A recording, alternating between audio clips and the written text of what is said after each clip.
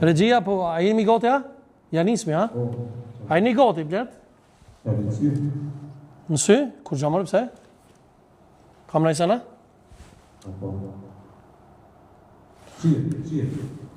Jebe për sfshinje se kum net me këta proma, bëde bilgesin e këta këna net ku gjë shumë, nashta më ka met pa gjëmë ku met, a? Apo vrejt shumë, a? Të provoj të kështu? Se nashta sfshinje. A mirë tash? Që të thash i sfshinje të ke, se kena net pa gjëmë shumë, me epstinin e me këta. Shikus të ndëruar mirëmbrëma mi se erdhët në emisionin Këshia Show, faleminderit sponsorëve që gjithmonë janë me neve dhe mësojnë realizimin e këtij emisioni. Është ujë Sibura, një shishe ujë Sibura është një hap drejt jetës së shëndetshme.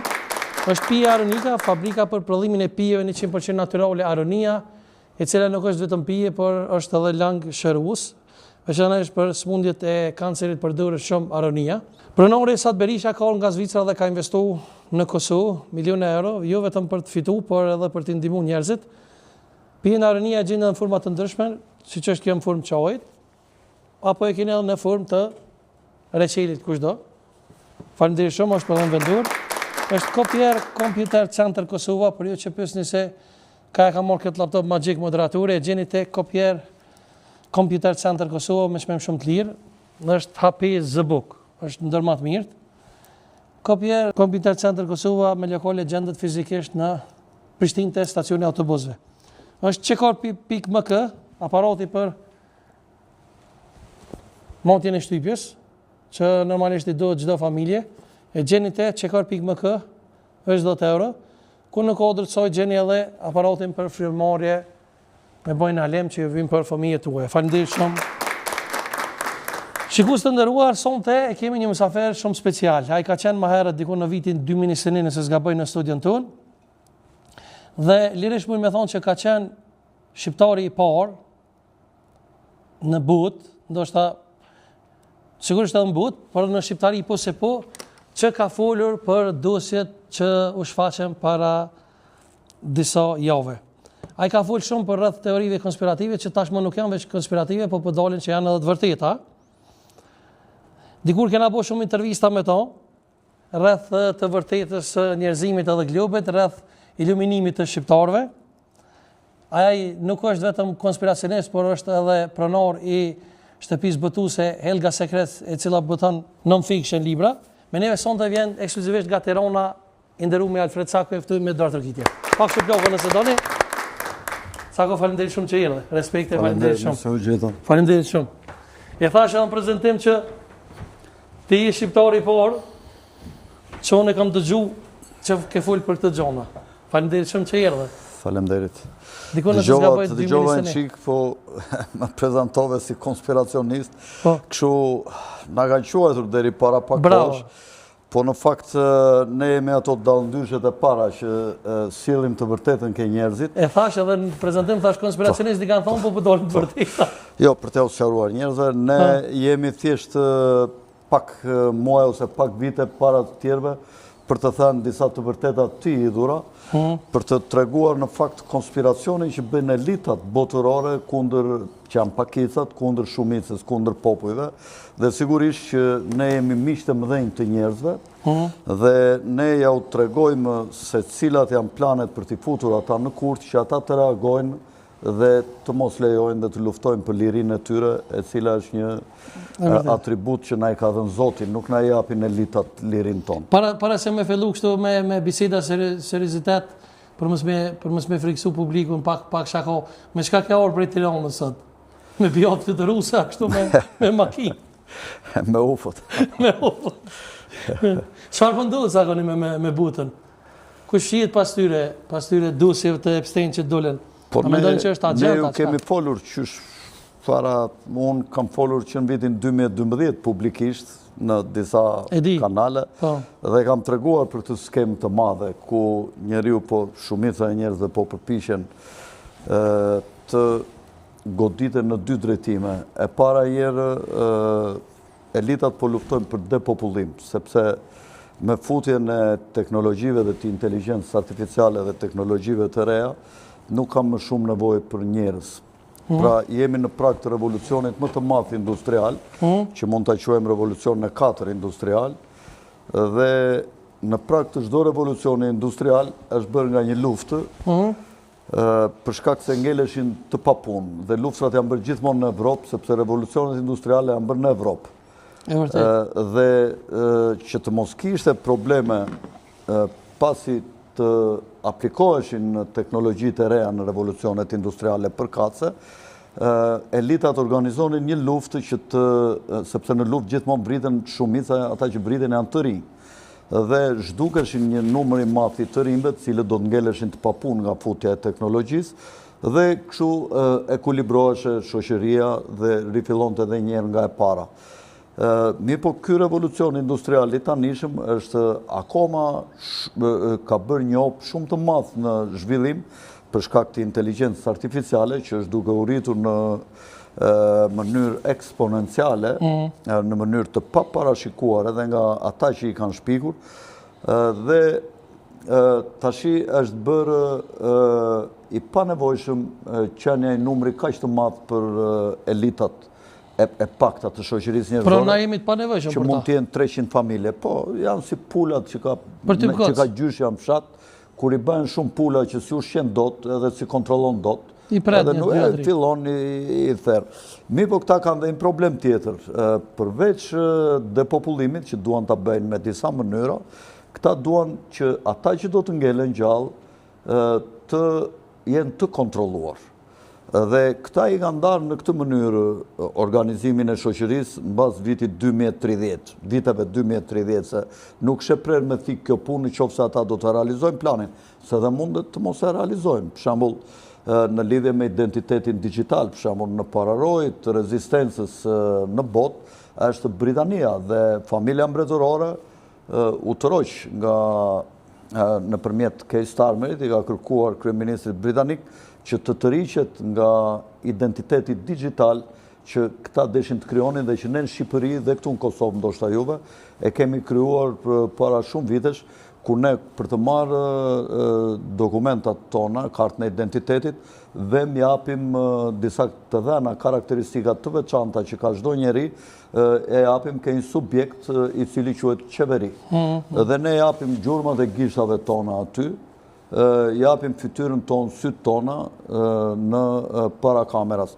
Më përpara, kur bënim në dokumentat e identifikimit, bënim 2 foto në fotografi, ja u çonim dhe ato ngjiteshin atje dhe askush nuk zotëronte identitetin tonë. Tash identitetin tonë është digjital, ndodhet në për serverat e ndryshëm, në ardisjet e ndryshëm që ka qeveria, dhe ne jemi, domethënë, të dhënat tona ndodhen në duart e dikujt që nuk ka pse të ndodhen. Dhe këtë Britania nuk e lejoi. Përveç saj, identitetit digjital, këta duan të krijojnë dhe portofolin digjital. Portofoli digjital ka të bëjë me zhdukjen e kesh paras ose fjat paras. Portofoli kuleta, për ata që... Po, kuleta. Dhe këta thonë kështu në fillim, portofoli do jetë këtu në telefon, thotë. Ju s'kini nevojë, thot, as për portofol, thot, as për ID, as për gjë, gjitha do t'i kini këtu, thot. Pse të mbani portofol, thot, as sa bukur do thua është ti. Dhe që të mbahet kjo, duhet që ti të kesh dhe parat këtu. Pra, do të thonë që nuk ka nevojë të mbash kartë plastike, kartat bankare, po thot, i ke këtu gjitha, thot, pse të mbash kartë, mbash portofol të lodhë, të mundohesh me portofolin, do t'i mbash këtu, thot. E ti thua, ora, se kanë kesh, thot, mirë që nga kështu.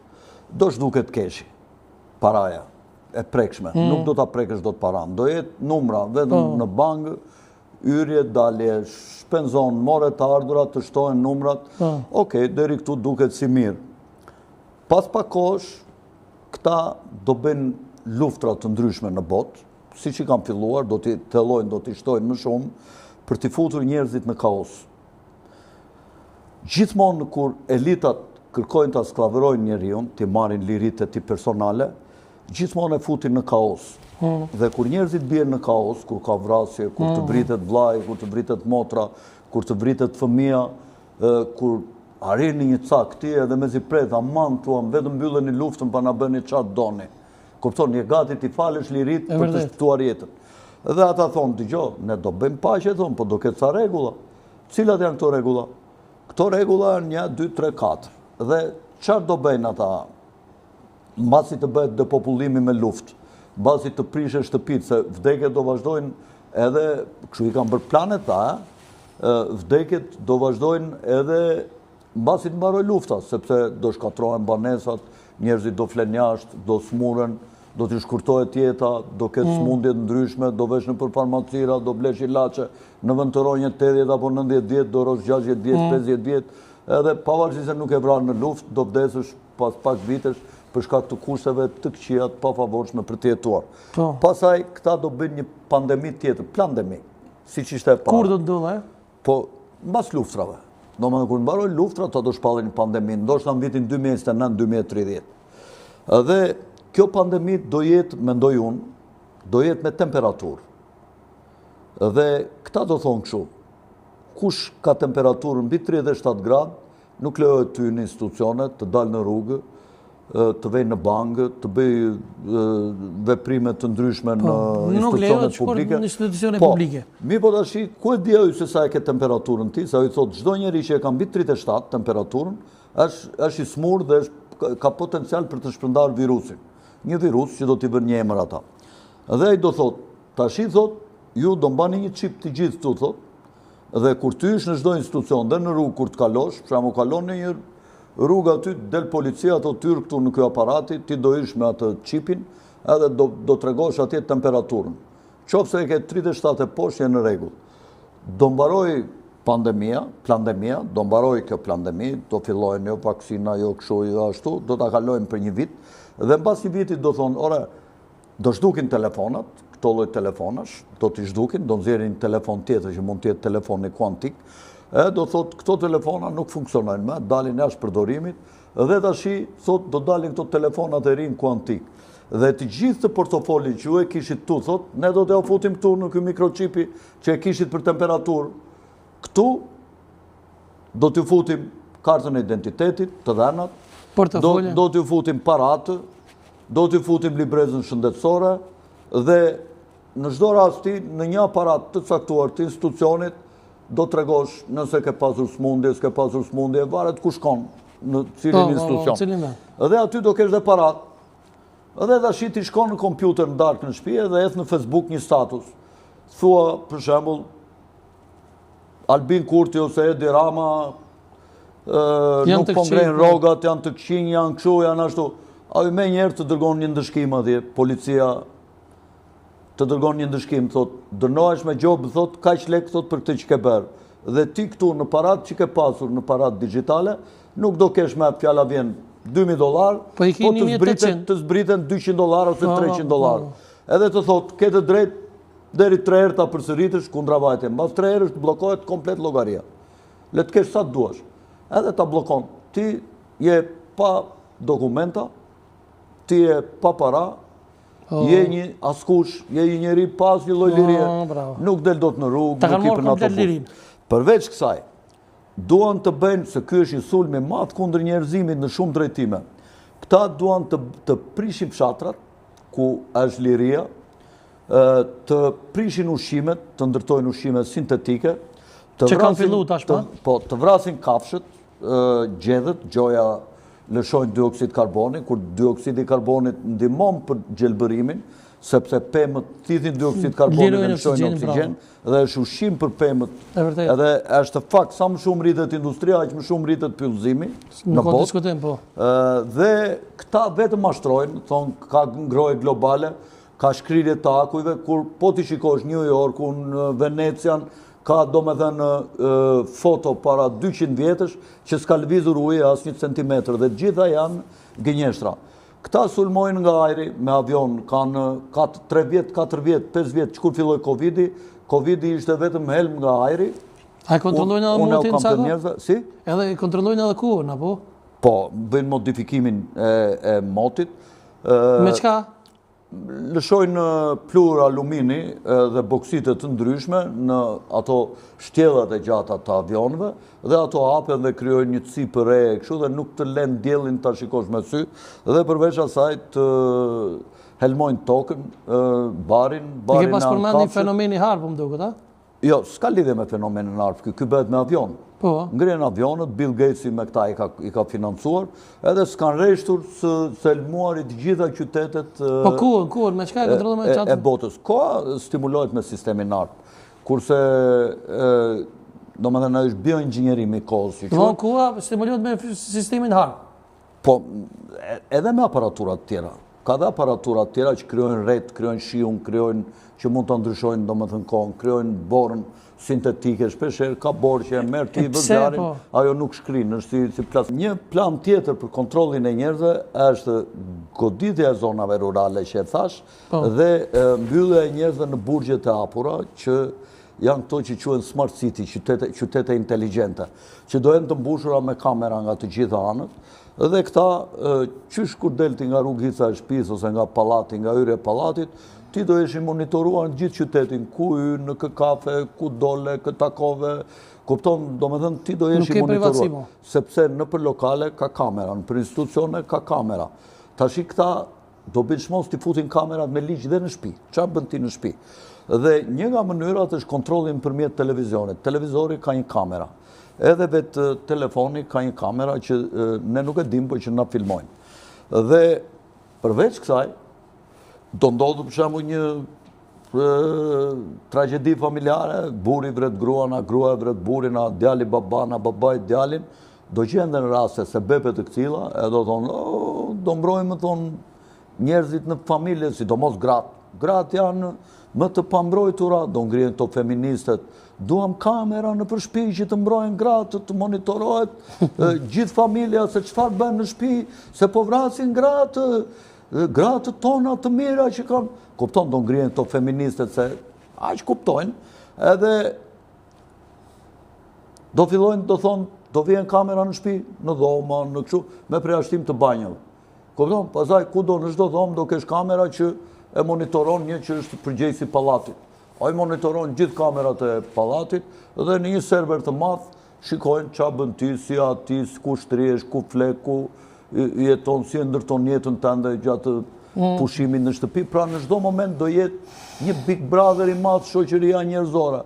Dhe prandaj bëhen dhe këto emisionet Big Brother, që njerëzit të mësohen me këta që kur ti vën ata, njerëzit i kemë parë në këto emisione, e të thonë, mo qa kaja kështu si këto, po, si këto si njerë, po. Edhe të ambjen të ambientuar me këtë, kupton, dhe do jetë një burg i madh që ashtu si survejohen të burgosurit në burg në dhomat e tyre, ashtu do survejohet gjithë shoqëria njerëzore, në qoftë se këta do të arrin. Po unë mendoj që njerëzit duhet të reagojnë, të mos pranojnë eqen e paras, kesh paras. Po është kesh paraja fizike, njerëzit kanë humbur lirinë. Se ti pastaj je në dorë të qeverisë, je në dorë të Goliathit të madh që bën çfarë doj me parat tënde. Ka qef ai ti pret ty, ti pret. Nuk të fut në burg ai. Thotë jo, thotë, s'ka nevojë në burg, se burg është këtu, po vetëm është burg i hapur. Thotë unë s'të fus në burg. Pare nuk do kesh, dokumenta nuk do kesh, avion nuk do ket. Nuk do ket avion. Do ket. Po do ketë për shembull duhet t'i tregosh një arsye shumë madhore ti pse do t'i ikësh në Francë. Për qef nuk kam më.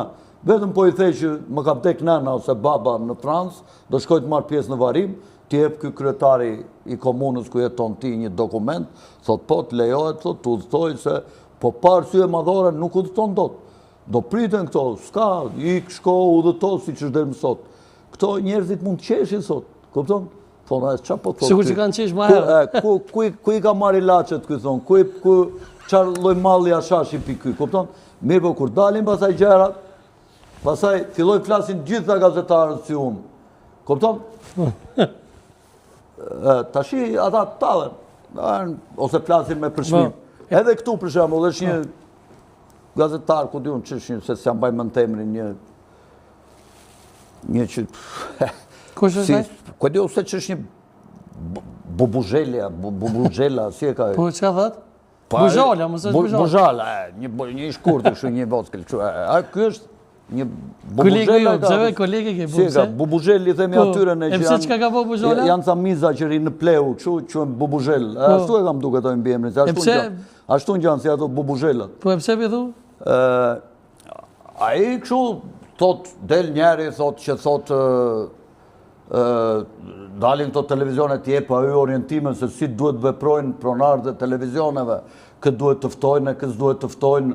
Ai man monopolin e të vërtetave të mëdha, vetëm ai flet drejt edhe saktë, gjithë të tjerët janë budallënj, edhe duhet të flas vetëm ai si Enver Hoxha që moti, edhe çfarë thot ai dhe ato që thot ai janë të vërteta. Bashkë se ka dhe ca bubuzhela të tjera nga Shqipëria që dalin dhe ata që flasin kështu. Edhe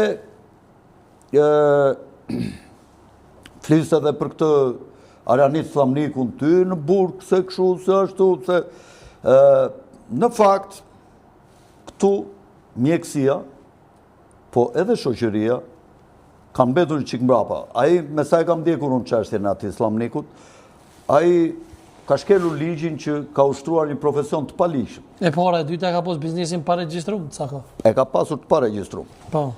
Por pse na me pagu ta tema ju? Duhet të dish një gjë. Autizmi shërohet. Dhe ai e shëronte autizmin. Dhe autizmin e shërojmë edhe ne në Shqipëri, nuk është problem. Por flitet që nuk shërohet se nuk është smundje. Ne japim këshilla, për shembull. Ne japim këshilla. Thonë që nuk shërohet se nuk është smundje. Shërohet, shiko. Autizmi është bërë nga metalet e rënda dhe është bërë prej vaksinave. A është smundje ju? Shiko, vaksinat janë një shpikje e djallit. I ka shpikur mjekësia e Rockefellerëve. Mbas viteve 1900, ata shpikën fjalën virus. Virusi nuk ekziston. Apo më gjoni doktor, ngriuni tash, qa po thot ky, qa po bën ky, nuk ekziston virusologjia. Është gënjeshtër virusologjia. Nëpërmjet virusologjisë çon njerëzit ke vaksinat dhe nëpërmjet vaksinave çon njerëzit nëpër farmaci me kalimin e kohës. Ose ilenautik, kurse Down është një smundje lindur. Kancer nuk ka pasur. Të parët ta nuk kanë pasur kancera. Domethënë para një shekulli e ca, s'kish kancer. Kanceri u shpik nga vaksinat, nga cowpoxi. Edhe këto si them unë, i thonë mjek nobelist. Unë s'jam mjek, po unë studioj mjek të dur dhe unë i di shtyllat e mjekësisë. Dhe qeja kryesore që është në qëllimin e shëndetit njeriut është profilaksia, pra është mbrojtja nga smundjet. Dhe e dyta vjen shërimi që kur ti smuresh, ose ke diçka të lindur, ti të dish të shërohesh. Po një popull që ka profilaksi, ai popull ka më pak farmaci.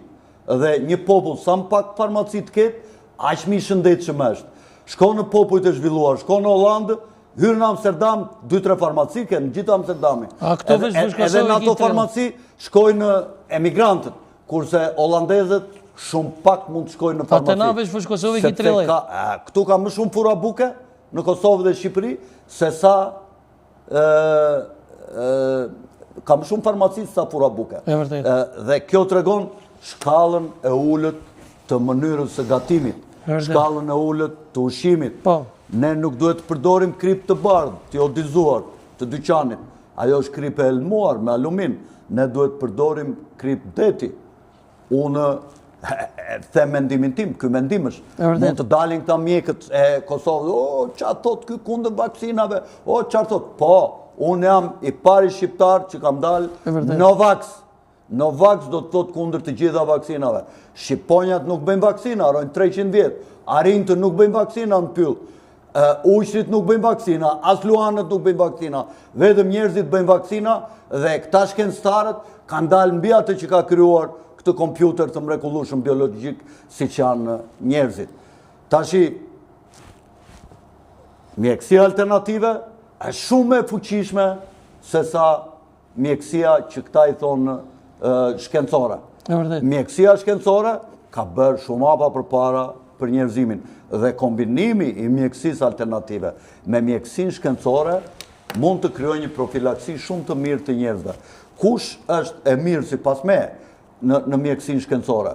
Janë analiza. Ti bën analiza dhe shikon se çfarë probleme shken trupin tënd. Bën analiza të llojeve të ndryshme.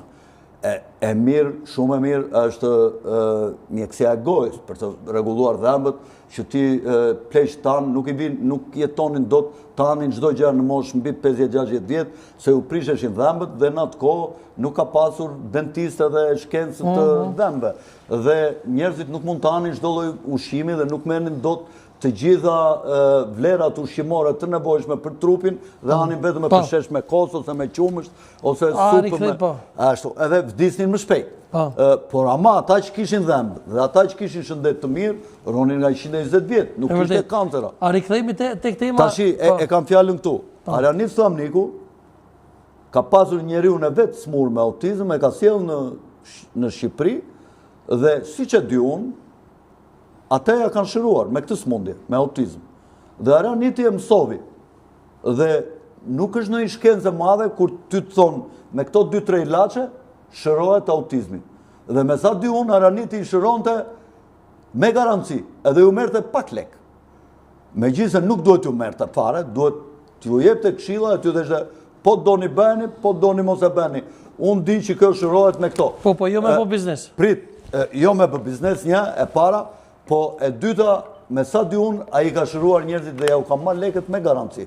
Kurse këta mjekët shkencor, këta i mbajnë njerëzit tërë jetën të smurë në autizëm, i mbajnë tërë jetën në farmaci, i rjepin tërë jetën 1000 fish. Se na iku emisioni. Edhe nuk i shërojnë. Më kupton, këta janë më të këqinë se Aranit. E vërtet, pse Caku, rikthehemi tek tema, pse bashkë që të ku dul kjo dosje Epstein? Si? Pse dul bashkë në këtë ku dosje Epstein? Kur paka shumë ka qenë ditur më herët, apo fshehin ta diçka? Pyetje saktë. Dosja Epstein doli një kohë kur Izraeli ka të nevojshme të sulmojë Iranin dhe Trumpi nuk po pranon. Njerëzit kujtojnë se Shtetet e Bashkuara në luftë me Rusinë dhe me Kinën dhe me Iranin. Në fakt nuk është kështu. Është një analizë komplet e gabuar. Lufta sot është mes globalistëve dhe City of London. Do me thënë mes globalistëve të City of London dhe antiglobalistëve, nacionalistëve. Dhe nacionalist janë Trumpi, Putini, Kinezët dhe Irani. Dhe unë mendoj që Amerika nuk do ta sulmoj kur Iranin, sepse Irani është në boshtin antiglobalist si që është dhe Trumpi me Shtetet e Bashkuara. E pse i kanë nxjerrë të dosjen e Epstein? Tashi dosjen e Epstein e kanë nxjerrë që t'i bëjnë presion Trumpit, sepse dhe Trumpi mund të jetë atje i përfshirë, se dhe në çfarë niveli nuk e di. Se Trumpi është marrë me ato sfilatat e femrave të bukura. Ka qenë i përfshirë edhe ai në këtë dosje. Po ai ka qenë mik me Epsteinin. Po nuk e dim nëse këta kanë video të Trumpit që ai është përfshirë në afera seksuale, apo thjesht ka pasur miqësi me këta. Pra ti po thunë në një farë që Epstein mund me qenë agenti i Izraelit? Epsteini, jo unë po them, po e di tërbota këta, që është agenti i Mossadit. Këta kanë disa rryma fetare që nuk besojnë në Torak, që është djata e vjetër, që besojnë, do me thënë, feja e Mojsiut. Torau është libri që e zbriti Mojsiu, kur zbriti, kur ishte në mal, ju shfaq Torau, dhe kur zbriti, ja u tha këtyre Torën, dhe më pas e shkrojtën. Dhe është dhe Talmudi që është libri i rregullave, i kulturës, se si duhet vishen, si duhet martohen. Si që janë të në hadithet të musliman. Si që janë hadithet, është Talmudi. Po e vërtet. Tashi, është një grup, se këta kanë rryma dhe sekte të ndryshme, gjujshët, ashtu si që ka dhe Islami dhe të krishterët, tarikate të ndryshme, si shtuhet në gjuhën e Islamit, dhe këta kanë 2 rryma, që njëra quhet frankizm, dhe është një rrymë e dalë nga gjujshët e lindjes, që quhen Ashkenaz, dhe këta nuk janë hebrejnë. Këta janë turq të bardhë, janë të ngjashëm me finlandezët, janë të ngjashëm me hungarezët, dhe këta janë rast turke bardhë. Dhe kur thonë këta, flasin për antisemitizmin, të vjen për të qeshur, se semitë janë arabët, nuk janë këta janë 90% e Izraelit, e brejnë të lindjes. Këta dikur kanë qenë të grumbulluar në atë që quhej mbretëria e Kazaris, që ka qenë mbi detin e Zi, nga Ukrajina, nga do më aty ku bëhen luftrat tashi, edhe deri në Kaukaz. Kam pasur një mbretëri shumë liberale, që sundoheshe nga këta. Aty kishte edhe xhami, kishte edhe kisha, por sundimi pushtetin politik e kishin gjujshët. Mirë po, gjujsh nuk do të thotë ebre, dhe ebre nuk do të thotë gjujsh. Edhe sionizm është një fjalë tjetër. Sionizm është aspirata politike që ka një grup i vogël njerëzish me në krye dinastin Rothschild që kanë shpikur sionizmin për të kontrolluar botën nëpërmjet ndërtimit të një shteti që quhet Izraeli i Madh. Pra, ti mund të jesh ebre dhe mos jesh sionist. Ti mund të jesh ebre dhe të jesh ateist, mos jesh as gjuish. Ti mund të jesh gjuish pa që në ebre, mund të jesh dhe etiopian i zi dhe nuk e rac ebre, po je me ngjyrë nga Etiopia, nga Afrika. Ka shumë etiopian që punojnë në minerat e Afrikës, janë gjuish dhe ata mbledhin diamantet që i çojnë në qendrat e mëdha evropiane që fitojnë. Dhe po të shikosh sot kundër politikave genocidale të sionistë janë dhe evangelistët, janë një pjesë të krishterëve, të cilët në eskatologjinë e tyre, pra në parashikimin e të ardhmes, me zi presin që të vi Mesia ose Jezu Krishti ardhjen e dytë, dhe Mesia do të vi vetëm kur të plotësohen disa kushte, kur të ndërtohet tempulli i tretë i Jeruzalemit, dhe tempulli i tretë do ndërtohet ke Xhamia Al-Aqsa. Dhe këta kanë ndërmend të prishin Xhamin Al-Aqsa dhe të ndërtojnë tempullin e tretë Solomonit në Jeruzalem, dhe vetëm pas saj do vi Mesia. Dhe të treja fetë edhe çifutët edhe muslimanët kanë eskatologjinë e tyre për këtë kohë. Kurani thotë budhe sa më shumë gjak nga orë dëgjolle. Që të mos zgjatemi, sionistët janë ata që po kërkojnë të kryojnë rendin e ri botëror, po rendi i ri botëror do kryohet pasi të shkatrohet Amerika dhe të ngrihet Izraeli i madh, i cili është duke u krijuar dhe do të përfundoj kur brenda tij të futet dhe Meka dhe Medina, siç ka dhënë një deklaratë i shefi shërbimit sekret Mossadit këto ditët e fundit, dhe po të shikosh në artën e Izraelit të madh që e kanë dhe ushtarët këtu një pjesë e ushtrisë izraelite, është një formë çizme, një formë take, ku futet edhe Meka dhe Medina në Arabinë Saudite, dhe do të duhet të shkatrohen një grup i madh shtetesh që nga Egjipti që do t'i merret Nili, Iraku që do merret një pjesë do merret në Iran, Siria, Arabia Saudite, edhe në një shtet tjetër që s'po më kujtohet tash. Pra ti po rikthehemi përsëri, pra ti po thu që Epsteini është agent i Izraelit. Po, është agent i Izraelit. Edhe po përgatitet diçka më e madhe. Epsteini ka qenë një njeri mësues matematike, nuk ka qenë fare i njohur, ka punuar si mësues në një shkollë e dëbuan. Pa diplomë. Nuk e di nëse ka patur diploma apo jo. Nuk ka qenë diploma. Dhe ka vajtur, është marrë me këto letrat me vlerë, hapi një shoqëri biznesi, atje u njohët me një mafios çifut që quhet Leslie Waxer, i cili ka qenë shumë me influencë në Shtetet e Bashkuara, ka qenë shumë i fuqishëm, dhe i ka ndërtuar atë Trump Tower, e ka ndërtuar Leslie Waxer, i cili ashiti, kam emisione unë ke podcasti im okult, për këtë punë, kam bërë disa podcaste unë si... Mos është të më duket se s'ka bëjë edhe pranori i Victoria's Secretit, kështu diçka? Kush? Lexi Po kam mundësi, nuk jam i sigurt, ndoshta.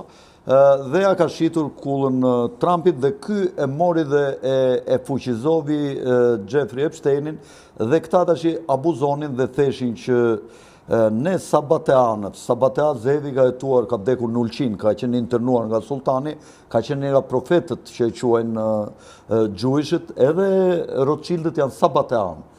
Sabatea Zevi odhi poshtë Torën si librin e parë të çifutëve dhe tha që Talmudi është kryesori dhe sidomos Kabala. Dhe këta futën këto ritualet satanike në grupin e tyre, ku bënin terror fëmijë të ndryshme që i rëmbenin të gojimeve, pra të popujve jo çifut, në ambientet ku ata jetonin në Evropën lindore, në zonën e Polonisë dhe Çekisë. Dhe një rrymë tjetër që doli nga sabateanët ishte rryma frankiste, ku të gjitha këto shoqëroheshin me pirje gjaku, me ngrënie organesh të fëmijëve që i sakrifikonin për Molokun ose për atë balin, perëndin që kam pasur popujt e Babilonisë dhe të Egyptit të lashtë, ku këta kanë jetuar aty, dhe përveç saj këta futën dhe orgjit aty brenda. Që të bëheshin orgjit të panjohura, që ata që bënin orgji mos e njihnin njëri tjetrin, këta futën në orgji maskat, dhe duke bërë orgji me maska, askush nuk e dinte me kë kishte shkuar, si femrat dhe meshkujt, vetëm dinin që ishin një grup për 30 ose 40 familjesh që ishin frankistë, dhe këta i bënin këto lloj veprimesh, këto lloj dogmash fetare, çnjerëzore, barbare,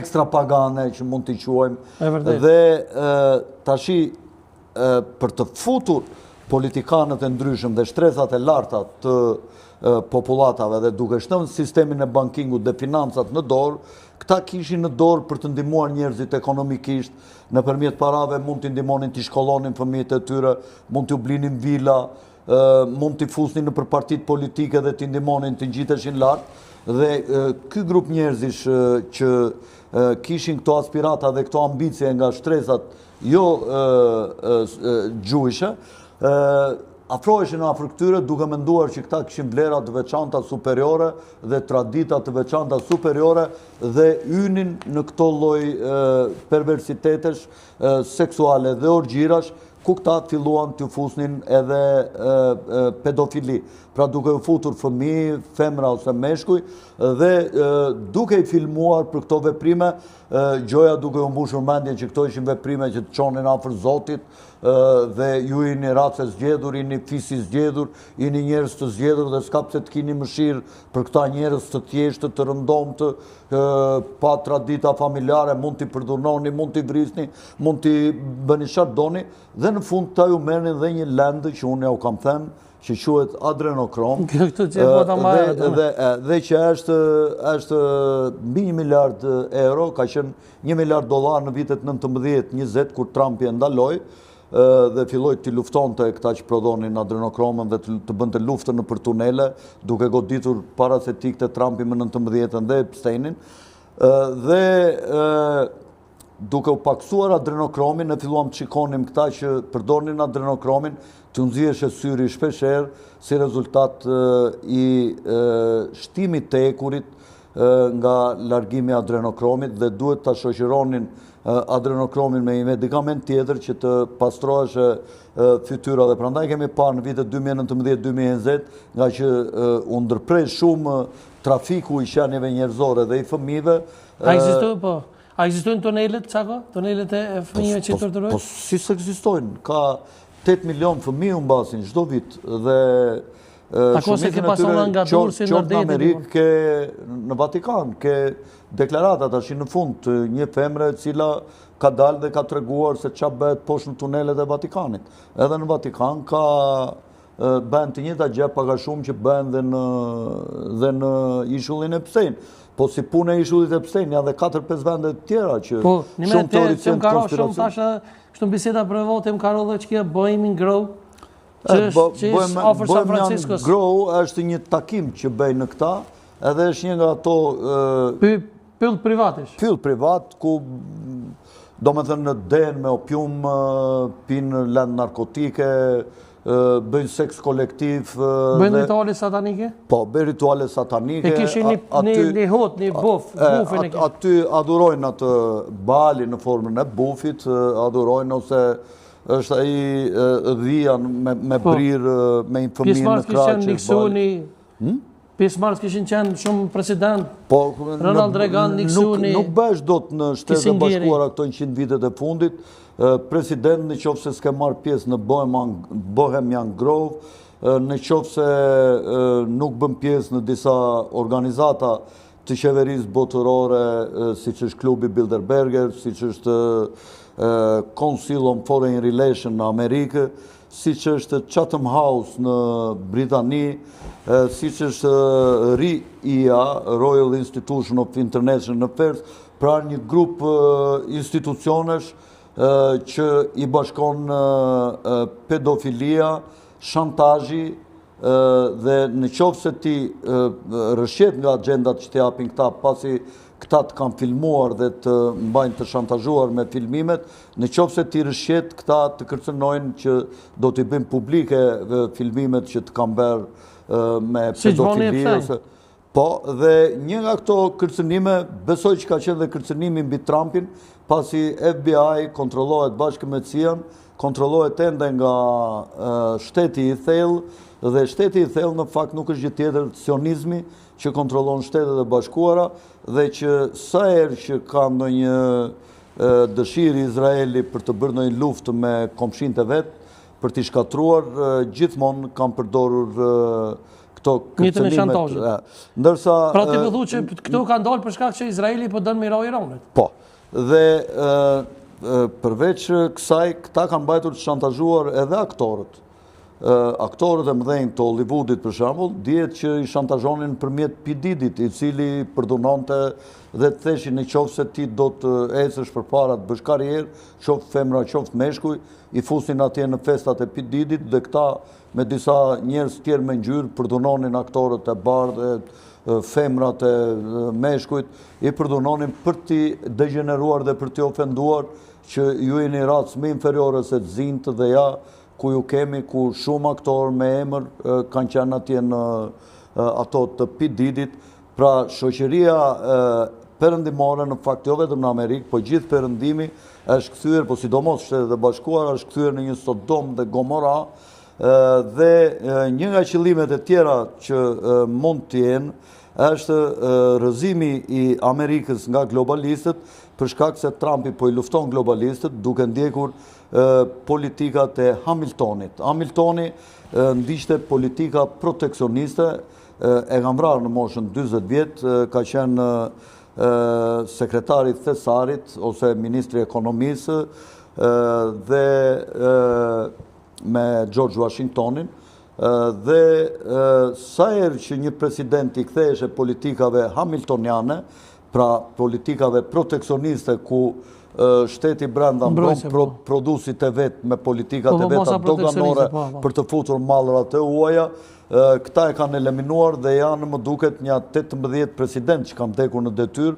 shumica ose janë vrarë, 3 janë vrarë, të cilët janë vrarë pikërisht e kanë dashur të futin politikat hamiltoniane ose kanë dashur si Kennedy të shtinte në dorë emisionin e paras, të cilin e kanë banker privat që janë të Fedit, dhe kjo është një nga historitë të tjera shumë të rëndësishme, se si pakicat sundojnë Shtetet e Bashkuara, pra është një grup i vogël elitar që sundon sistemin demokratik në dukje të Shtetet e Bashkuara.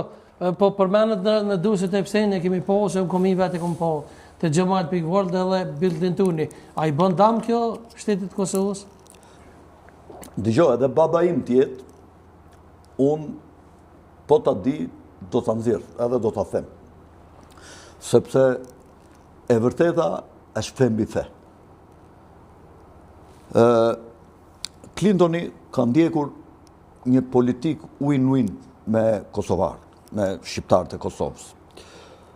Çdo të thotë, Shtetet e Bashkuara dhe elitat e Shtetet e Bashkuara që programojnë politikat e Shtetet e Bashkuara kishin interes që të ndërhynin në Kosovë dhe populli i Kosovës kishte interes të çlirohej.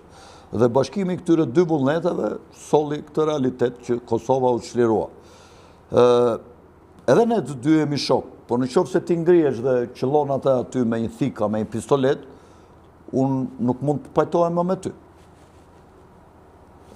Dhe përderisa Clintoni ose çifti Clinton është një çift pedofilësh, të rëndom, të tmerrshëm. Është e faktuar kjo? Sa ata po thonë që gjyqi të mbohet publik që na nuk ka. Hillary Clinton ka pasur një shtëpi fëmijësh, cilën e mbyllin vitin 2012. Me kënd? Po bashkëpunonte shumë me Nën Terezën. E pse ne se të kanë fyer shumë edhe për Nën Terezën, po thonë që domethënë aja nuk ka qenë, nuk ka fakte të dushit e pse. Nën Tereza ka qenë një idhull i shqiptarisë, ashtu si ka qenë dhe një idulli dhe krenaria ime, po si që të thashë, kur ka shumë fakte dhe dyshime, të cilat ndoshta më vonë do të vërtetohen dhe do të ishet kjo mjergull. Ekziston një mjergull e madhe që Nana Terez ka qenë shumë afër me grupet e trafikimit të fëmijëve. Ajo ka qenë shumë i kesh dhe ka shumë foto, ku ajo ka qenë me një nga asët e agjentëve të Mossadit në Britaninë e Madhe, që është Robert Maxwell, të cilin e kishte shumë mik, dhe Robert Maxwell është babai Ghislaine Maxwell, bashkëjetueses dhe rekrutueses së femrave për ishullin e Epsteinit, është e dashura e Epsteinit, e cila sot është në burg. Ajo me flokë kështu në apartament? Ajo me flokë zezat shkurtra, një simpatike bardoshe. Ajo është vajza Robert Maxwellit. Dhe njëkohësisht Nën Tereza ka pasur aktivitet të madh në Haiti dhe ka qenë mik me diktatorin Duvalier, dhe shtëpia e fëmijës të Clintonit, të Hillarit, ka pasur shumë fëmijë nga India dhe nga Haiti. Pra, mendohet që Nana Terez ka qenë bashkëpunëtore nga këta që konspiracionistët, të cilët flasin shumë në përjetet sociale dhe ka dhe libër që... Pa ka fakte për shembull në dosin e Epstein? Ka dhe libra. Po, Nana Terez ka vdekur, nuk e di çfarë vit ka vdekur. 97. 97. Jeffrey Epstein e ka filluar aktivitetin nga viti 1987. Ka filluar aktivitetin me pedofili dhe është vendosur në New York, po aktiviteti ti deri nga vitet 93-94 ka qenë me një intensitet më të ulët dhe nga viti 95 ka filluar të ngrer. Nana Terez mund të mos jetë e përfshirë direkt me Jeffrey Epsteinin, por është shumë e përfshirë në aktivitetin e saj me Hillary Clintonin, e cila është shumë e dyshuar për edhe e akuzuar nga shumë autorë si trafikante e qenieve njerëzore të fëmijëve. Ke hedhë dyshime në një emision bashkë me mu që aja e kodhë një djalë jashtë martesor në Nana Terez? Po, nuk e them unë këtë, thonë autorët konspiracionistë, dhe thonë që ky në Shtetet e Bashkuara... Antonio Fauci. Po, Antonio Fauci, nga autorët konspiracionistë, ka qenë ministri i Shëndetësisë është djali i legjitimi Nën Terezës, madje thonë që baba i këtij mund të jetë Robert Maxwelli. Shumë nga këta thonë që Nana Terez mund të ketë pas të dashur Robert Maxwellin, ish deputetin i cili u mbyt në një anije, e gjetën të mbytur në një akt, nga shërbimet sekrete, nuk dihet se nga... Maxwelli pra ka qenë baboi të dashurës të Epsteinit? Po, i Ghislaine Maxwelli. Ghislaine. Dhe këto janë teori konspiracioni, po ka hipoteza dhe dyshime të mëdha që ka të tjerë që akuzojnë Nën Terezën që i çonte Vatikanit deri $500 milion në vit me trafikimin e fëmijëve nga India dhe nga vendet tjera ku ajo zhvillonte aktivitet për të mbajtur fëmijët. Koha do ta tregoj, unë uroj dhe shpresoj që Nana Terez të jetë ashtu siç e dim ne. Po në qoftë se ajo nuk është ashtu siç e dim ne, në qoftë se gjithë bota do thotë të vërtetën, ne s'do kemi rrugë tjetër veç se ta pranojmë edhe të vërtetat e idhura. E vërtet. Ne mburemi me Nën Terezën, po ajo nuk është mburur ndonjëherë që është shqiptare. E tha Blendi Ferxhi që nuk ka folë shqip, a është e vërtet? Po, nuk dinte shqip dhe nuk është mburur asnjëherë që po flitet se i ka thonë, flitet se nëse s'gaboj ka thonë Bildin Tunit, ndihmoj popullit tim.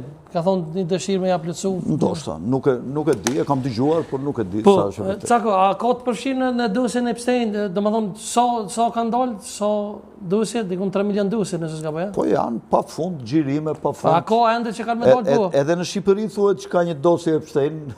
Është ky personi që ishte shumë afër Ramës, ai Agasi, që e kërkon drejtësia tash dhe ai ka me mira orë xhirime ku ka në zyrat dhe ambientet e veta në blok, shkonin gjithë personalitetet e administratës shqiptare, personalitetet politike, drejtor ndryshëm policie, vinte dhe kjo, Vlora Yseni, kryetarja e Shikut që ndoshta e ka sjell Batonia, nuk e di kush e ka sjell atje, e ka Vlora rekomanduar. Çitaku? Jo Çitaku. Hyseni. Vlora Hysenaja, Hyseni, si e ka kjo kryetarja e Shikut që është në Shqipëri. Dhe kjo shkonte aty në ky raportonin ke ky. Ky ishte një lloj Jeffrey Epstein që sipas metodës që ndiqesh në Shtetet e Bashkuara e ka adoptuar Rama.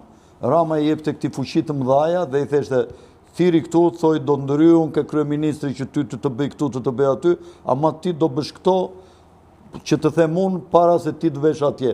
Dhe nëpërmjet filmimeve që i banin këta pasaj në presion që të mos shmangeshin nga orekset që kishte kryeministri.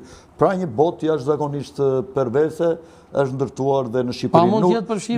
Nuk e di këtu në Kosovë, po këtu më ka bërë përshtypje të keqe. Një miku im më shkruajti nga Prizreni dje dhe më tha që këtu po i lëshojnë këto certifikatat familjare ku fëmijëve ju thon prindi 1 dhe prindi 2 dhe kjo është diçka e tmerrshme. Unë Albinin për disa gjëra e kam simpatizuar, mirë po e shikoj që ka hyrë thellë në këto agjendat globale të LGTB-ve, ku sot që Shtetet e Bashkuara kanë dalë këtyre agenda, kundër këtyre agendave të globalistëve dhe në mes të Evropës kanë ardhur dhe ja kanë përplasur, ai e ka vendosur prapanicën fort ke agendat e globalistëve dhe po ndjek veprime shumë të dëmshme që shkatrojnë moralin dhe shoqërinë, moralin shekullor tradicional të kosovarëve, shqiptarëve të Kosovës, ashtu si dhe në Shqipëri ndodhte e njëjta gjë pak a shumë. Dhe gjithë shoqëria e Kosovës dhe Shqipërisë poshtë drinit duhet që t'ju kundërvijen dhe t'i luftojnë shumë këto fenomene dhe të sjellin në pushtet qeveri që unë në qoftë se zgjedhjet do bëhen nga populli në Shqipëri, do vë kandidaturën për president pikërisht për të shkatruar me të gjithë fuqinë që do më jap ligji dhe mundësitë e mia, në qoftë se unë fitoj, për të shkatruar të gjitha këto agenda djallëzore dhe do luftoj për forcimin e vlerave të familjes. Cako, pse ishte vajza e Donald Trumpit te Roma? Pse vizitoi Romën? Se po flitet që e ka vizituar për me blenë ishull? Inshallah e më bona ishull e Epstein. Ata kanë marrë ishullin e Sazanit, dihet që vendri Trumpit është një agent i Mossadit, dhe kjo ka dalë tash për publikun kush është Mossadi Cako? Mossadi shërbimi sekret izraelit, ai duke qenë qytetar amerikan, është shkelje ligjeve amerikane që të punosh brenda një vendi për interesat e shërbimi të huaj të inteligjencës.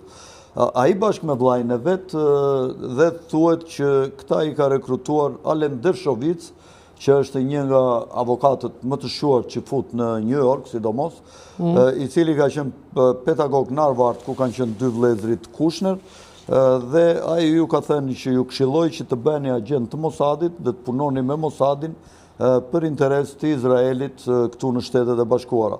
Dhe sigurisht që nuk mund të mos them që janë interesat e Mossadit për të marrë ishullin e Sazanit dhe nëpërmjet ishullit Sazanit të kontrollohet gjithë Otrantoja, se është pika hyrje, porta hyrëse e kanalit Otrantos, ku nëpërmjet asaj porte kontrollohet, mund të përdoret edhe si një bazë për çështjet e shërbime inteligjente të Mossadit për të kontrolluar jugun e Evropës nga Italia, Kroacia. A mund të ketë marrë pjesë, nëse pas ka shok edhe me dhëndrën e Trumpit e Roma, mund të ketë marrë pjesë në për të ishë apo te Bohemi Grove?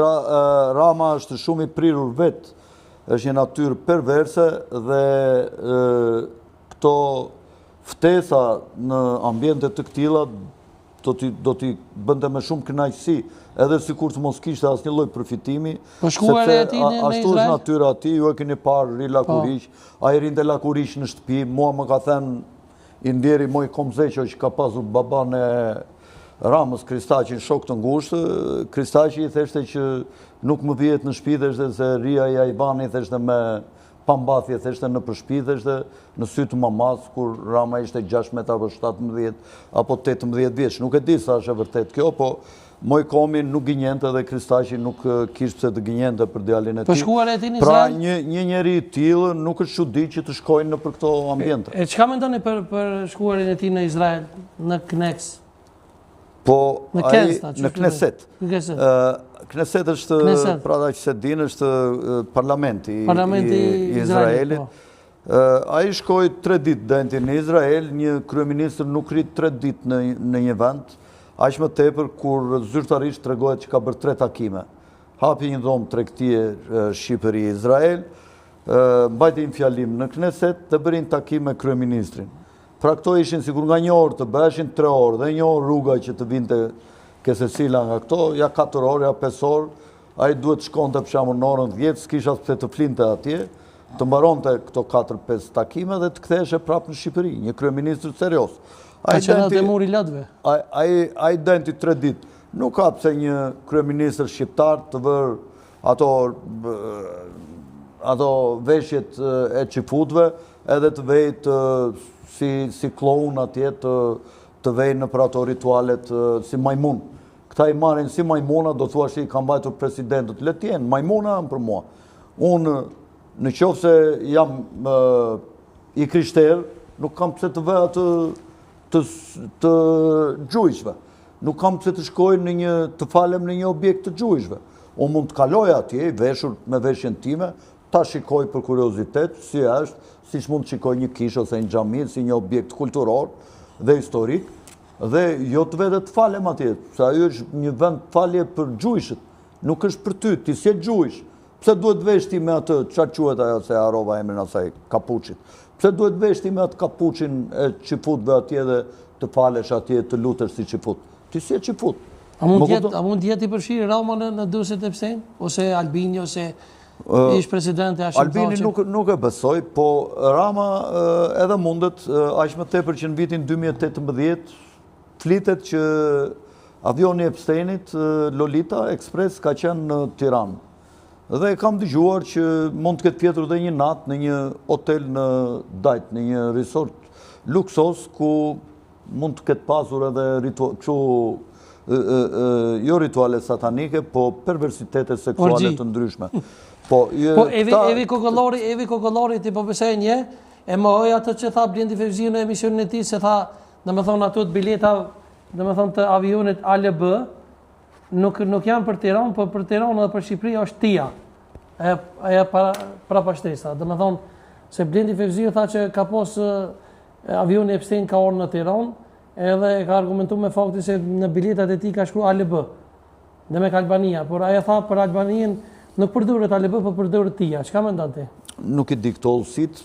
Kam dëgjuar disa gazetarë që kanë thënë që avioni Lolita Express ka qenë në Tiranë në vitin 2018. Nuk di sa është e vërtet, kupton? Ata që e kanë thënë mbajnë përgjegjësi, por në qoftë se madje shtën që ai ka dendur dhe në natë, edhe ka dendur në një hotel në Dajt. Nuk i di sa janë të vërteta këto gjëra, por këta perversët e rilindjes nuk e kanë problem të bëjnë gjëra të këtilla. Madje, siç ta thash, ata flitet që aty ka Agasi kanë atë ishullin e tyre të Epsteinit dhe ka, siç kam dëgjuar, me mira orë xhirimet, cilat i ka spaku. Nuk e di se sa është e vërtet kjo, po ka shumë njerëz që janë afër këtyre rrethave që jetojnë. Do kanë bërë këtë ritual edhe te na. Po. Në Kosovë ka kështu të tillë? Për Kosovë nuk e di, s'mund të flas pa fakte.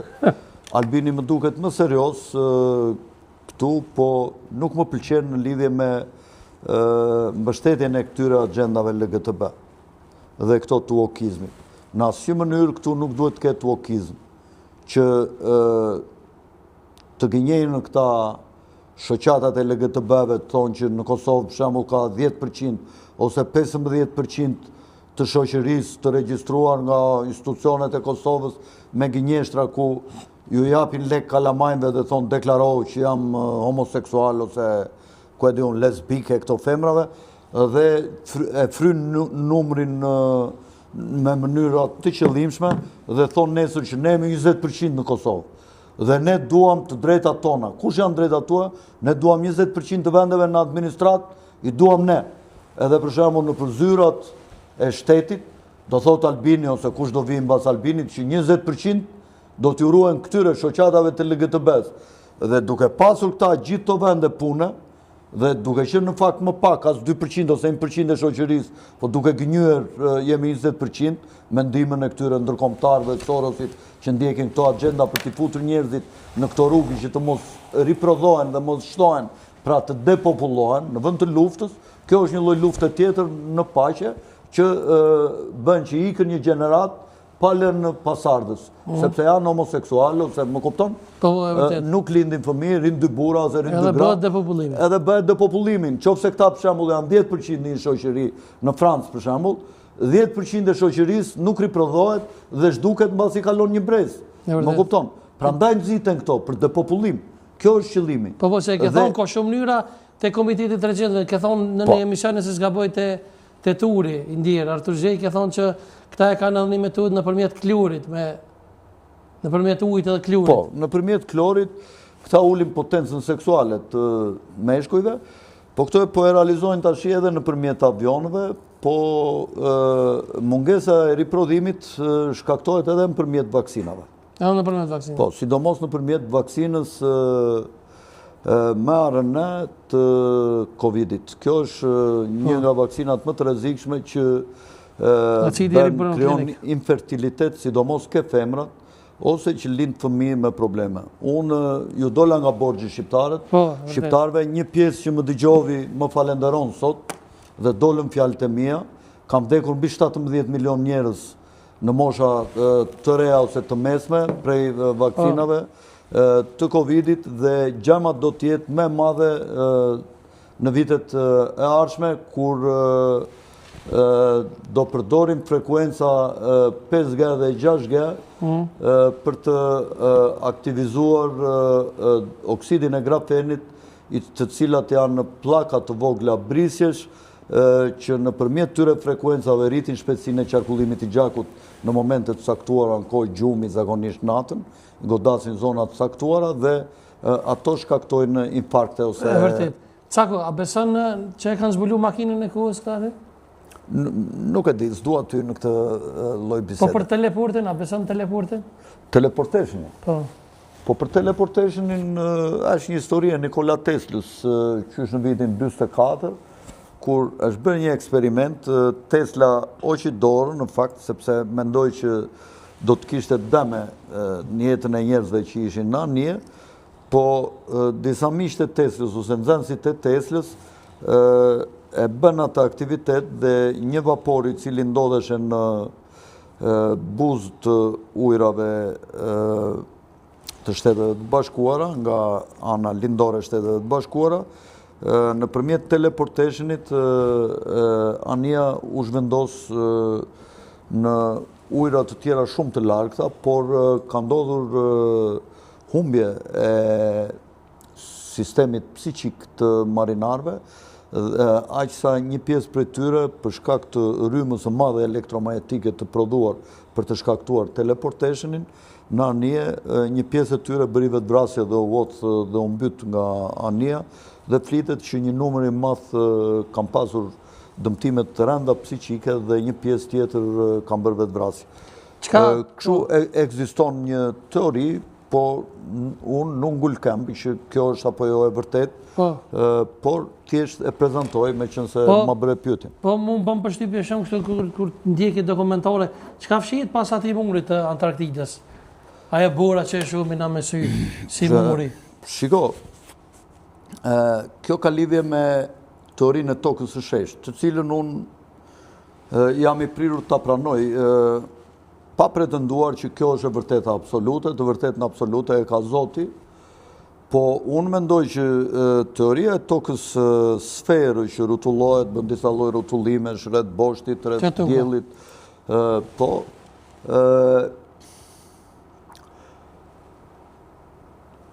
dhe ka shumë arsye që ne të besojmë që toka është e palëvizshme dhe dielli dhe ana lëviz. Dielli dhe ana nuk janë aq sa na thuhet 150 milion kilometra larg dielli ose ku diun 150.000 kilometra ana e tjera dhe unë nuk i besoj këto. Unë mendoj ashtu si të gjithë autorët e tokës së sheshtë që dielli dhe ana janë shumë afër, janë vetëm 5000 kilometra larg. Toka është mbuluar me firmament. Firmamenti është i padëpërtueshëm, prandaj edhe në Kur'an thuhet që sado që ju të përpiqeni të dilni nga toka nuk do të dilni dot. Lart mbi firmament ka ujë, ashtu si dhe poshtë është një lloj ene që është mbyllur brenda në ujë. Ne jemi një lloj vaske që jemi nga lart dhe nga poshtë në ujë.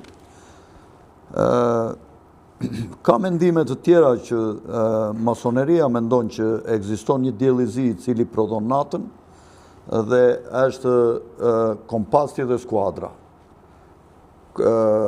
Skuadra është cepjesh diell i zi që kalon në dielli dhe në ena dhe nga lart është kompasi që kalon ke dielli dhe ke ena dhe lart është ylli polar. Pra dielli i zi dhe ylli polar janë dy cepat e cila përfaqësohet nga ylli Davidit që ka flamur Izraeli. Ylli Davidit nuk është gjë tjetër veç se ky simbol i masonerisë, kompasi dhe skuadra, që simbolizon dhe mashkullin dhe femrën, ose një nga ligjet nga 7 ligjet e Kybalionit.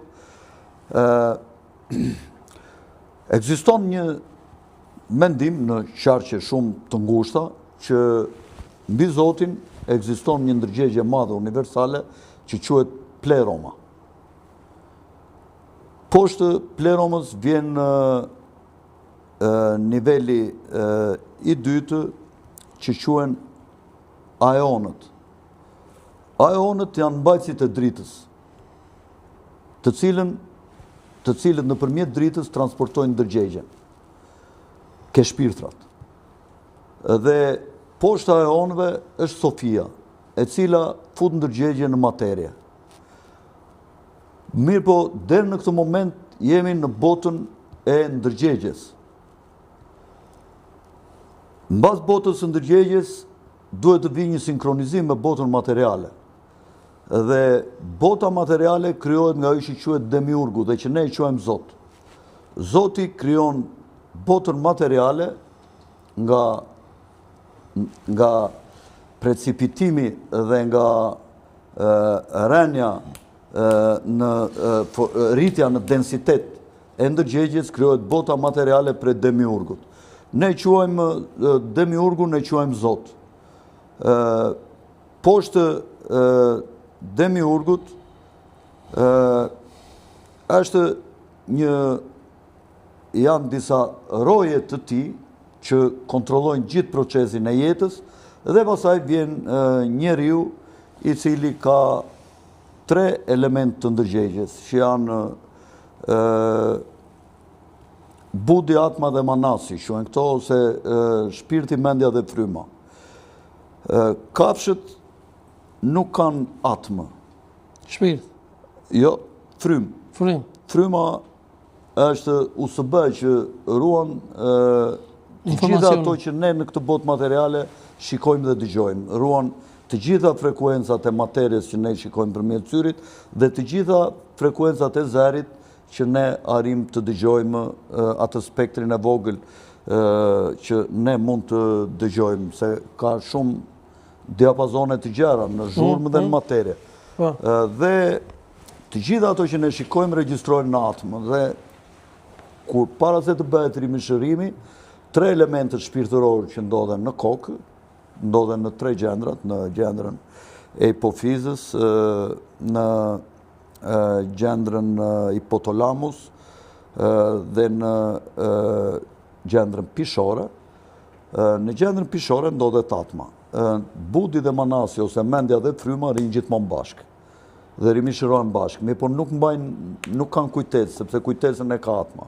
Atma kujtesën çfarë shikon dhe dëgjon, i shpije ke demiurgu, i cili shikon se çfarë ke bërë ti këtu, ke zbatuar detyrën për të ndihmuar zhvillimin e jetës apo ke penguar zhvillimin e jetës, prandaj gjithë secili nga ne duhet të ndihmojë zhvillimin e jetës dhe të ecë në drejtim të jetës, të mbjell një pemë, të ndihmojë një kafshë, të rrit një mace, të mbajë një qen, të mbajë ca pula, të mbjell 7-8 pemë në qoftë të pastroj lumin, të pastroj barin, ose këdiun nga plera, të mbaj pastër, në qoftë se ecë në këtë drejtim të jetës, atëherë ti merr atë që quhet karmë shumë të lartë pranë Zotit, dhe në rimishërimin tjetër, ti elementet e ndërgjegjes rimishërohen ke dikush që jeton në një gjendje më të mirë se sa në jetën e mpashme, ose kundërta do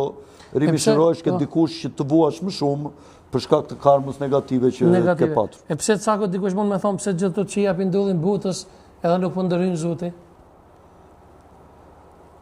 Po, unë them që Zoti ndërhyn në një moment të rëndësishëm të zhvillimit shoqërisë njerëzore. Kur njeriu ndërhyn ke gjenetika, atëre ndërhyn demiurgu i cili e prish sistemin.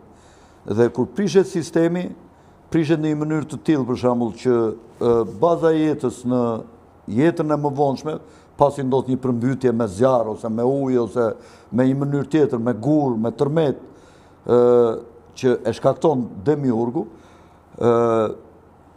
kur ti ndërhyn dhe në gjenetik. Pra, ti bashkon kalin me luanin, ose njeriun me luanin. Apo ndodh kjo? Po, ne kemi parë Minotaur, Centaur, Pegaso. Çfarë është Pegaso? Ato nuk janë fantazi, ato janë ndërhyrje në gjenetik, dhe për shkak të atyre ndërhyrjeve prishet cikli jetës dhe rindërtohet dhe një nga e para. Dhe në qoftë se kushtet e jetës sot janë me bazë oksigjenin, pa oksigjen nuk jeton asgjë, në kushtet e ciklit tjetër mund të bëhet për shembull silici ose karboni, mund të bëhet baza e jetës, do më në ndryshon komplet mënyrën e... Pse nuk po ndërhyjnë Zoti, me që kemi ndërhyrjen e gjenetik? Po, tashi ka filluar ndërhyrja në gjenetik, ku po ndërhyjet ka DNA e njeriut nëpërmjet vaksinave të Covidit. Kjo është faza e parë. Harru me përmend edhe ishullin Plum Island, që është laboratori më i madh i Kosovës, a është ashtu? Kush? Gjenet e Plum Island. Është laboratori më i madh i Kosovës në botë. Jo, është në area Te arena për Kristanisha? Po. Dolce Baz? Po, Dolce Baz. Aty flitet nga këta autorët e konspiracionistë që ka një bashkërëndim, thuhet në këto teoritë e këtyre, midis qenieve aliene dhe Shtetet e Bashkuara, një grup shkencëtar Shtetet e Bashkuara, cilët në një shpellë atje të madhe kanë ndërtuar disa kate, disa i kanë të përbashkëta, disa i kanë veç e veç. Është një personazh, s'po më kujtohet emri atij, me mbiemër Schneider, e keni në YouTube, yni kërkojeni atë Schneiderin. Ai ka mbajtur fjalim dhe thotë, unë kam qenë në Dolce Baz, thotë, dhe ata e kanë mbytur me një çorape femra, që e kanë gjetur në shtëpi të mbytur, ka dalë dhe ka folur, jemi 3 veta që kemi mbetur gjallë, thotë, sepse kemi luftuar, thotë, me këta alienët, thotë, që patëm një konflikt, thotë, atje në ato zyrat, edhe luftua, ta këshim vrarë shumë nga këta njerëzit, dhe këta këshim vrarë shumë nga ata, dhe ky thotë, ne ngelëm 3 plagosur, jemi 2 në Amerikë, një është në Kanada, po këta nuk flasin, thotë, unë kam dalë të flasë, thotë, e kini Schneiderin është një personazh i jashtëzakonshëm, e kini në YouTube, ndiqeni, shikojeni, s'po më kujtohet emri i tij, po ty është të kërkosh Schneider, e gjen. Tashi, në lidhje me tokën që më pyete, këtë tokën sferë e kam futur këta si masoneria, si ide, për të treguar që ne jemi në hapësirë të vetëm dhe nuk ka asnjë që të na ndihmojë të na shpëtojë. Dhe thonë gjoja 150.000 vjet dritë e larg, do më tallen këta të NASA-s, ndodhet kemi parë një planet që mund të ketë jetë një lloj si në tokë dhe ka shpresë, po tash imagjinojnë 150.000 vjet aty, vite dritë, më kupton? Shumëzohet me 365.000 që është shpejtësia e dritës, sa kilometro larg janë ato, domethënë faktikisht është e pamundshme e paarritshme dhe gjoja jepet një shpresë, po nga ana tjetër thuhet që është e pamundur të arrihet. Ne jemi vetë, ekzistojmë vetë. Në fakt, këta që mbrojnë teorinë e tokës së sheshtë, thonë që të gjitha këto firmamentet ndodhen në të njëjtën platformë. Këtu është toka, këtu është Marsi, këtu është Jupiteri, këtu janë të gjitha, dhe secila nga këto ka nga një firmament dhe ka ndonjë firmament të përbashkët mbi të cilin ka ujë. Dhe prandaj thuhet që toka ka 7 qej lartë, sepse janë firmamentet e secilit planet që janë rreth e rrotull tokës dhe kanë një firmament të përbashkët. Nuk e përmendëm shako pas Antarktidës. Dhe thuhet që janë 178 vaska të këtilla në këtë platformën këtu dhe të gjitha janë me diell dhe hen që rrotullohet mbi. Nuk e përmendëm shako pas Antarktidës. Po pra, janë mbas Atlantidës. Antarktidës. Mureve të Atlantidës. Të Antarktidës, më falë këtë dhe. Antarktidës. Mbas mureve të Antarktidës ndodhen këto planetet e tjera me firmamentet të tjera. Po këtu nuk mund të fluturohet dot nga ajri, nuk mund të shkohet nga ajri. Janë disa porta, është një porta Levantian, që është Leviathan. Për kështë edhe marrëveshje ndërkombëtare mos për fluturuan dhe? Po nuk lejohet, është një nga marrëveshjet më të vjetra të OKB-s, ku secili shtet mbron një sipërfaqe të caktuar të Antarktidës, ku nuk lejohet që ti të vesh dhe të kalosh andet të... Pse është tjetër në civilizim njerëzim? Të udhëtosh, po... Ako jetë? Muret e Antarktidës janë të larta dhe ujrat dhe detet dhe oqeanet janë brenda këtyre mureve të larta të akullit dhe mbas mureve të akullit ekziston firmamenti. Hillary Clinton ka thënë 2-3 herë në fjalimet e saj, ne do ta çajmë të drejt firmament të shikojmë çfarë ka sipër. Edhe në fakt është i qelluar me raketa firmamenti për ta çarë dhe nuk kanë mundur do të ta çajnë. Po shkruan Kur'an, ju do të mundon. Po unë mendoj që po ta çajnë do ketë përmbytje të mëdha, do hapet një port ku do rrjedhin ujra të mëdha nga lart. Çka i beson për eskatologjin të librave fetar, Kuranit për shembull, a beson në urdhën e Dejjallit ti?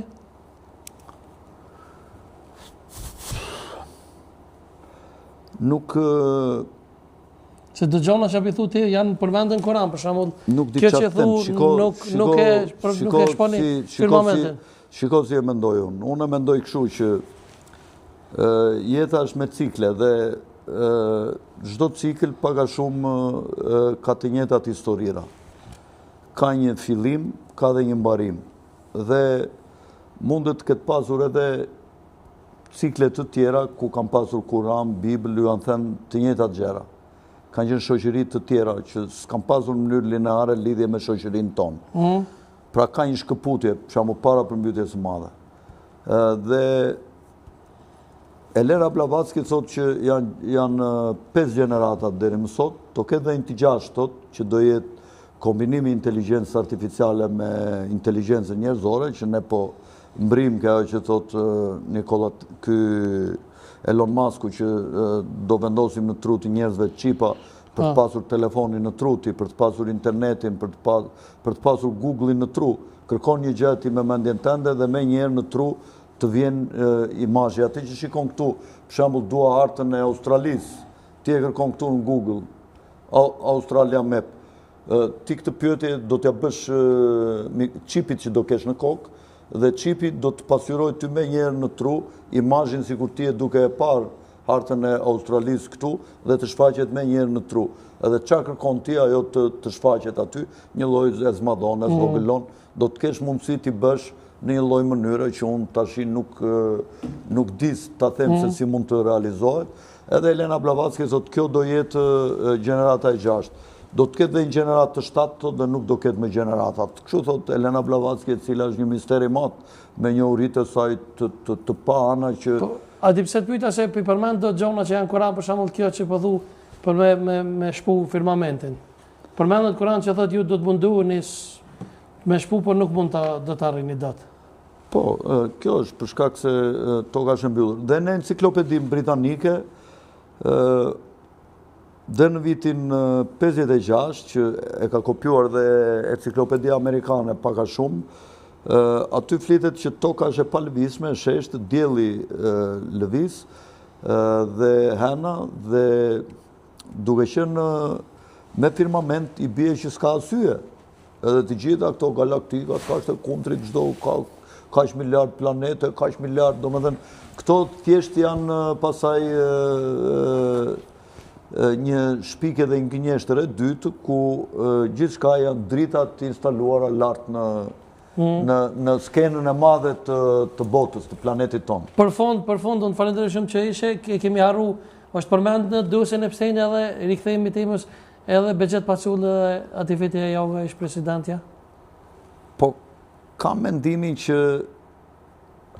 aktivitja nuk e ka pasur fare djeni se qa beshe atje, po mund t'i kemë thënë që ky Epstein ose ky Çifuti ka shumë fuqi në atë dhe mund t'i ketë dalë dikush i ka thënë të prezantoj unë me atë, ose nuk e di se qa mund t'ke ndodhur, dhe kjo mund të ketë kërkuar të atakoj për t'i kërkuar në nder, për të lobuar në president e Shtetet Bashkuara për Kosovën, mendoj unë. Po për ish presidentin Paçulli? Kurse Bexheti është pak më i sofistikuar, nuk mund të them që... Në një nga emisionet e mia i ka thonë që ka qenë i ftuar një herë në... Në Ishull? Jo, në Ishull, po ka qenë i ftuar kështu, do të thonë për këta, siç i thojnë në Illuminati, domethënë shoqëri sekrete. Nuk e di se në qarë lloj niveli e kështu, po të them që Bexhet Paçulli është më sofistikuar dhe ai di pak a shumë ç'a ndodh në lindje, sepse ka jetuar dhe në botën e Kazakistanit edhe të Rusisë. Po largasoj, po tham që ka marrë pjesë në përkësi, po do të thonë takime. Mundet që e ka ditur që Ariu është Ari, se kur ti e di se qarë është njeri, s'ka nevoj të thua që unë se dinja, po ti e shikon se qa po bënë. E vërtet. Pse ke vajtur e ke takuar prapë? Kupton, mirën në parë se dinja, që ishte Ari, po e në dytë, se more vesh që Ariu ishte Ari, qdeshe me Ariun. Kupton, se këta kështu thonë, nuk e dinim ne. Po mirë o zotëri, se di njerën e parë, po ti ke shkuar 7 terë, ke shkuar 7 meter, atje brenda. Bill Gates i tha, budallaki jemi, po i budallaki janë njerës gjatë, ju të 5 herë. E cako jemi minutat fundit, falenderoj shumë, që ke gjithë kuën. Qka do t'i ndodhë butës, qka për fund? Qka në pret pas kësoj?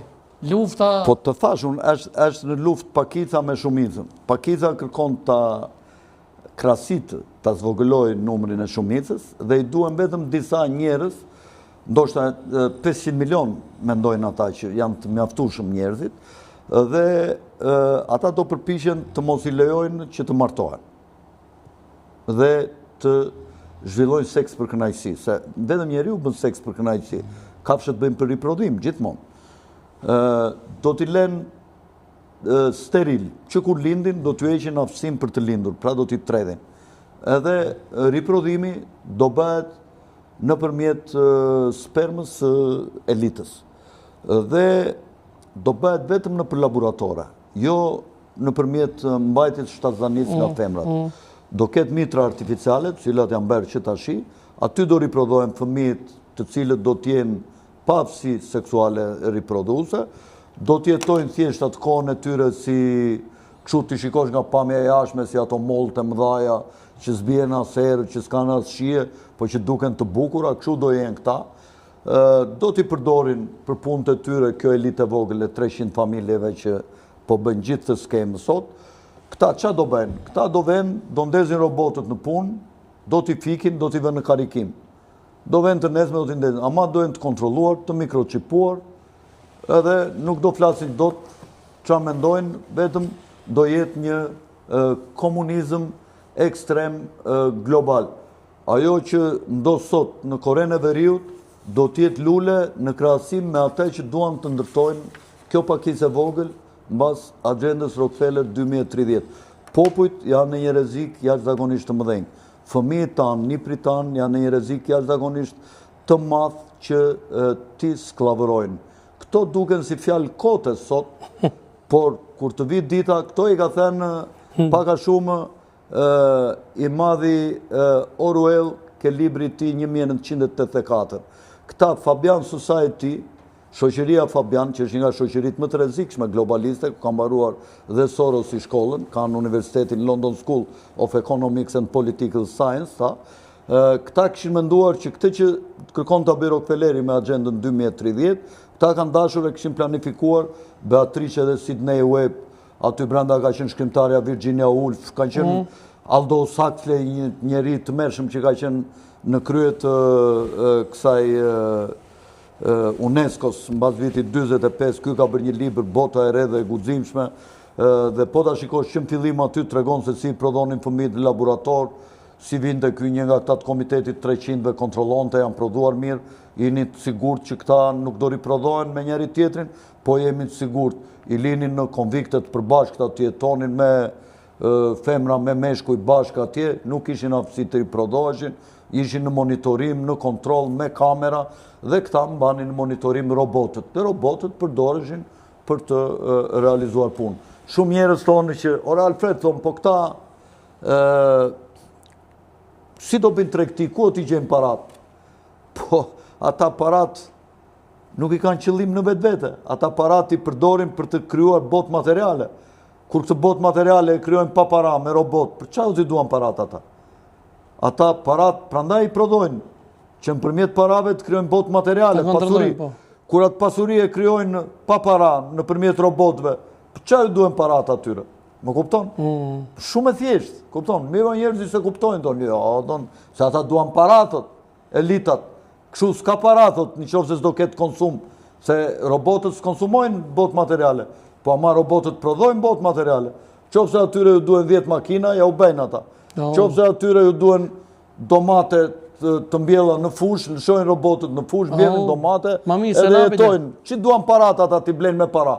I kanë pa para, ja u qojnë, punojnë robotët për ata. Apo jo? E vërtet. Ja kjo është. Cako, në falenderoj shumë që ke gjetë kohën, shenë respekti, e kom përgatit një me ljuje. Zotët Alfred Cako, në shenë falenderimi dhe vlerësimi për kontributin e tij intelektual dhe publik, si dhe për guximin në trajtimin e temave me interes shoqëror dhe angazhimin e tij të vazhdueshëm në iluminimin e shqiptarëve në temat okulte. Faleminderit, e vlerësoj shumë. Je po e burr, jena mënu pak më të ndrejsh me. Faleminderit shumë. Faleminderit. Faleminderit çeshe Cako. Një foto. Po problem. Nga regjia këtu me këtë dekoratën e bën atje me kamera foto? Po. Një foto na e bëj sepse është një kujtim i bukur për mua. Faleminderit Cako shumë, çeshe. Respekt, faleminderit.